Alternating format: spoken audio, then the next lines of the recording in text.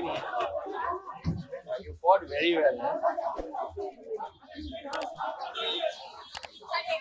नहीं कुछ नहीं, ये कुछ नहीं होता है। देखिए आप इतना अच्छा लड़े, उससे आप हारे नहीं है। नहीं आप हारे नहीं है, आप हारे नहीं है, हारे नहीं है। सर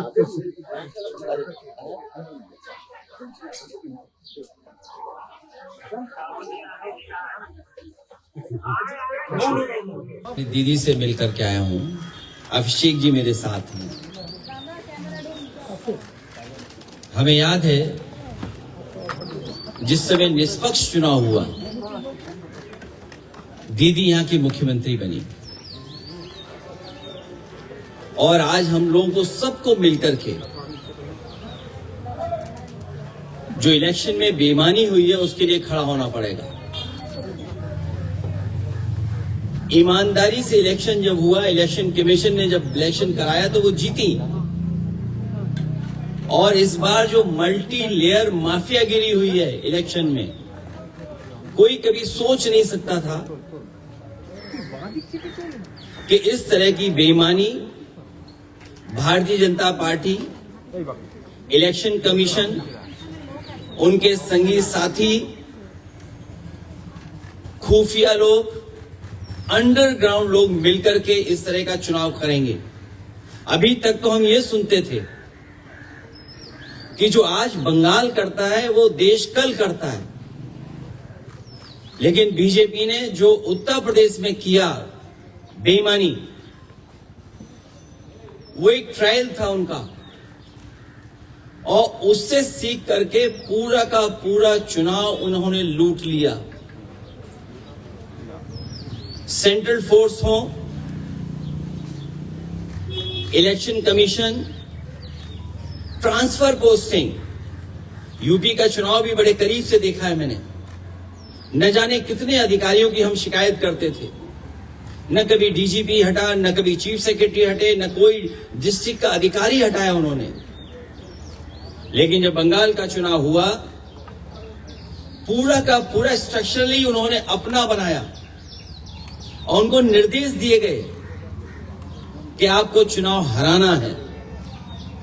आप में से बहुत सारे साथी होंगे, अब तो फोर्स के कई लोगों को 15 दिन की छुट्टी दी है, लीव। इतनी छुट्टी कभी सेंट्रल फोर्स को कभी नहीं मिली। अभी सुना है कि 15 दिन की छुट्टी दी गई है। और जिस तरह का व्यवहार यहां हो रहा है पॉलिटिकल वर्कर के साथ, पार्टी ऑफिस के साथ, हम लोग भी सरकार में आए और सरकार से गए, कभी कभी किसी वर्कर, पॉलिटिकल वर्कर के साथ इस तरह का व्यवहार नहीं हुआ। चाहे हमारे साथी अभिषेक हों, आदरणीय दीदी हों, उनको सिक्योरिटी की थ्रेट हो, जिन्होंने इतनी सेवा की हो लोगों की, आखिरकार किसकी ताकत की वजह से ही कर रहे हैं।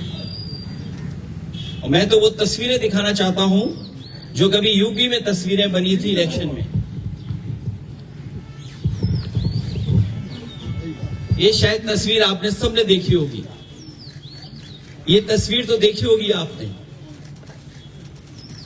इससे ज्यादा भयानक काम यहां हुआ है। अगर बुलेट्स के डरा करके वोट डाला जाएगा तो कौन जीतेगा?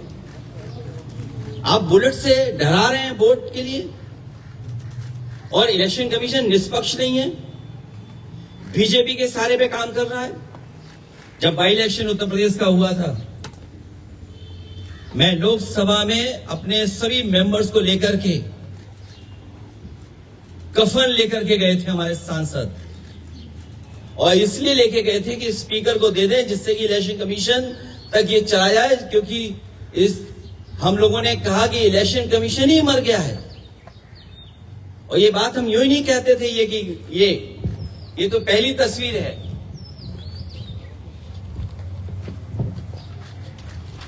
दूसरी तस्वीर भी किसी से छिपी नहीं होगी, ये दूसरी तस्वीर भी नहीं छिपी होगी किसी से। और फिर जो वोट डालने का तरीका है,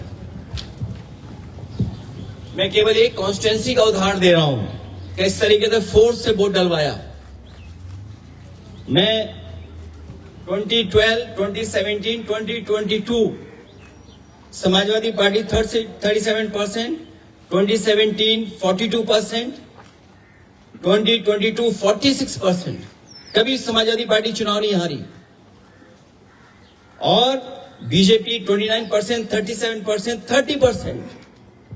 और जब सेंट्रल फोर्स और फोर्स के साथ जब उन्होंने चुनाव डलवाया, अंदर किसी भी एजेंट को नहीं रुकने दिया। बंगाल में भी यही किया कि जो पॉलिटिकल पार्टी के पोलिंग स्टेशन के अंदर जो एजेंट्स होते हैं उनको धमकाया, डराया और न जाने क्या क्या तरीका अपनाया होगा। यहां देखिए आप, जब डराया, धमकाया और पुलिस का साथ लिया तो कितना 77% पहुंच गया वोट बीजेपी का। 77%। ये वो डेटा मैं दिखा रहा हूं जो इलेक्शन कमीशन के पास भी अवेलेबल होगा। ये तो पूरे इलेक्शन की प्रक्रिया ही बदल दी इन्होंने। और अब तो ऐसा है बीजेपी की सरकार में इलेक्शन कमीशन से मिलकर के पहले आपको रिजल्ट मिल जाएगा, सर्टिफिकेट मिल जाएगा, उसके बाद काउंटिंग होगी, उसके बाद वोट पड़ेंगे, उसके बाद वोटर लिस्ट ठीक की जाएगी। पूरा चुनाव ही अलग कर दिया ना, पूरी चुनाव की प्रक्रिया ही बदल दी इन्होंने। और आदरणीय दीदी इनकी आंखों में खटकती हैं। आदरणीय दीदी संघर्ष करने वाली हैं, वो निराश होने वाली नहीं है। बीजेपी की आंखों में इसलिए खटकती हैं क्योंकि वो आदि आबादी का प्रतिनिधित्व करती हैं। और भारतीय जनता पार्टी के लोग जो पुरुषवादी हैं, सामंतवादी हैं, कभी नारी को बढ़ते हुए नहीं देख सकते। इन्होंने नारी को मुख्यमंत्री नहीं बनने दिया। राजस्थान में जो पहले मुख्यमंत्री की दावेदार थी, मुख्यमंत्री रही, और देश में केवल एक मुख्यमंत्री आधी अधूरी बनाई जिनके पास कोई पावर नहीं है। इसलिए हम इस लड़ाई में आदरणीय दीदी के साथ हैं, क्योंकि लोकतंत्र को बचाना है, संविधान को बचाना है। अगर हमारे वोट के अधिकार को ही छीन लेंगे तो फिर क्या लोकतंत्र बचा? इतनी डेमोक्रेसी को किसी ने डिस्ट्रॉय नहीं किया होगा जितना भारतीय जनता पार्टी ने किया है। और भारतीय जनता पार्टी पावर के लिए, अपनी ताकत के लिए किसी भी सीमा तक जा सकती है। कोई भी कानून, नियम तोड़ सकते हैं। और उत्तर प्रदेश में हम लोगों ने बड़े करीब से देखा, वहां पर ये जो करते थे वो यहां पर किया है। अखिलेश जी, आप कह रहे हैं कि इलेक्शन कमीशन बीजेपी के साथ मिलजुल के ये सब किया, लेकिन आप लोग रोकेंगे कैसे सर? हर जगह से आप लोग वोट चोरी का शिकायत तो कर रहे हैं, लेकिन रोकेंगे कैसे? मुझे उम्मीद है कि देश की जनता इसके बाद जाग जाएगी। जो बंगाल में हुआ है, जो बंगाल को सेंट्रल फोर्स से, क्या आप कल्पना कर सकते हैं कि 3 लाख सेंट्रल फोर्स भेजी गई और चिन्हित करके अधिकारियों को पोस्ट किया गया? सुनने में तो यह भी आया कि अधिकारियों को लालच दिया गया है कि चुनाव जिता दो तो हम आपको अच्छा पद देंगे। और आप यकीन करना, देख लेना, आप जो यहां से चुनाव करा करके जा रहे हैं अधिकारी बड़े, कुछ न कुछ लाभ का पद पाएंगे। हम लोगों को उम्मीद है कि हम लोगों को जनता के बीच में जाकर के जगाना पड़ेगा उनको। सर, बीजेपी का कहना है ममता बनर्जी के बाद आप एक टारगेट, उत्तर प्रदेश में नेक्स्ट ईयर इलेक्शन है, उनका कहना है कि आप एक टारगेट। हमसे 2 गलतियां हुई, एक बीजेपी को हरा दिया और दूसरा अयोध्या हरा दिया, तो हम तो टारगेट में होंगे ही। ये कोई नई बात नहीं है। और हम तो बहुतों के टारगेट में हैं, एक के टारगेट में नहीं है।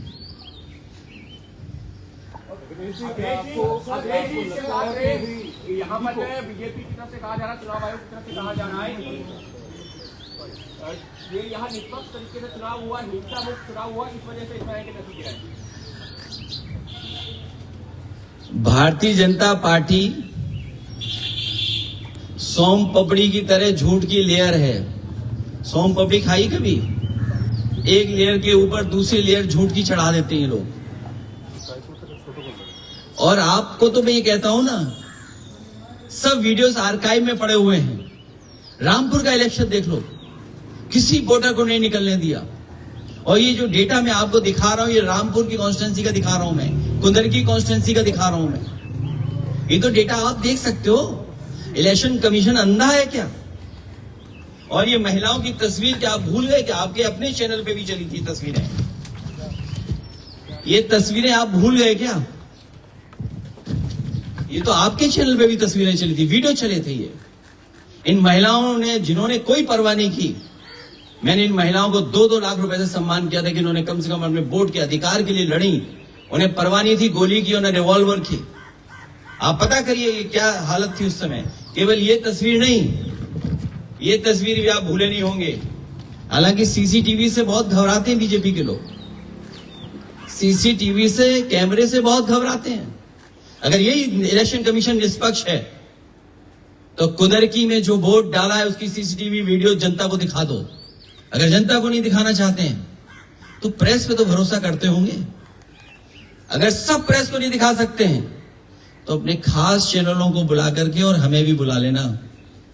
और फिर जब सुप्रीम कोर्ट की प्रोसीडिंग्स लाइव हो सकती हैं तो बंगाल के वोटिंग की काउंटिंग की सीसीटीवी क्यों नहीं दिखाई जा सकती, क्यों नहीं लाइव हो सकती है? कम से कम जनता में तो संदेश जाए। जो लोकतंत्र है वो मजबूत होगा। अगर सीसीटीवी की जो फुटेज है वो अगर बीजेपी दिखवा देगी इलेक्शन कमीशन से तो शायद उससे लोकतंत्र और मजबूत होगा। ये तो अकेले इलेक्शन कमीशन से लड़ रहे थे। हमें तो यूपी में जो हमारा साथी कह रहा था टारगेट, उनके परिवार के लोग भी कई जगह बैठे हुए हैं, उनके बहुत सारे साथी सहयोगी भी बैठे हुए हैं। हमें सबसे लड़ना है, लेकिन हमें भरोसा है कि जनता ने जो बंगाल में देखा है, जिस तरीके का व्यवहार सेंट्रल फोर्स का, इलेक्शन कमीशन का, संघी साथियों का, इनके अंडरग्राउंड लोगों का, बीजेपी के लोगों का, उत्तर प्रदेश की जनता जागरूक होकर इनका जवाब देगी। आपको लगता है कि इंडिया अलायंस और मजबूत